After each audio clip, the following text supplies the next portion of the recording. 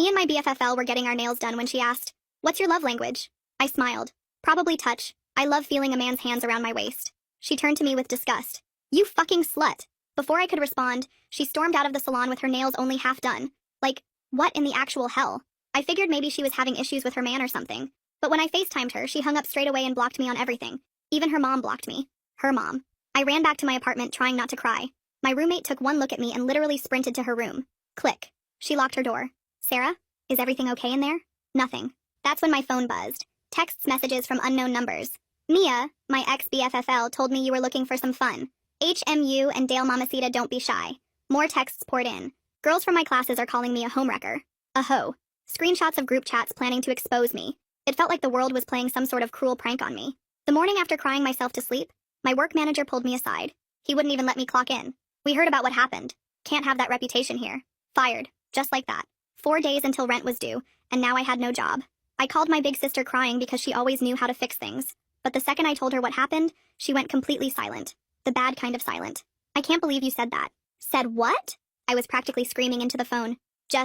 What exactly did you say when she asked about your love language?" "That I love a man's hands around me." "Oh my gosh." She sounded disgusted. "I didn't think you were that type of girl." "Mia was right about you." "Ashley, what are you—" Beep. She hung up, and she blocked me everywhere within minutes. My own sister. I logged into my old Finsta with shaking hands and stalked Mia's page. Every single photo of her boyfriend was deleted. They weren't even following each other anymore. Tuesday night, Sarah finally came out of her room dragging a suitcase. My parents don't want me living with someone who, she couldn't even look at me. They saw the posts. "What posts?" I was basically screaming now. She just shook her head and left. No roommate meant double rent I couldn't afford. My life was imploding, and I didn't even know why. For days I couldn't sleep. I tried everything. Showed up at Mia's sorority house begging for answers. "Stop playing dumb. You know what you did," they said before slamming the door in my face. By Wednesday, I was desperate. And if anyone knew what happened, it'd be Jake's best friend. The horn dog who always liked all my Instagram stories. I waited until 2 a.m. to text him. "You up?" In the second, he was practically begging me to come over. I stared at myself in the mirror. Bodycon dress, push-up bra, lip gloss.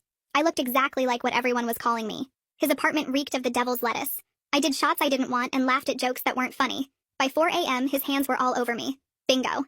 That's when I forced myself to sound like I was out of breath. "Wait, can we stop for a sec? What happened with Mia?" Brad laughed, but not in a mean way. More like he felt sorry for me. "You really don't know about the test system?" I shook my head. Suddenly, he whipped out his big black iPhone and opened TikTok. It was a video with millions of views. The woman in the video was explaining how girls who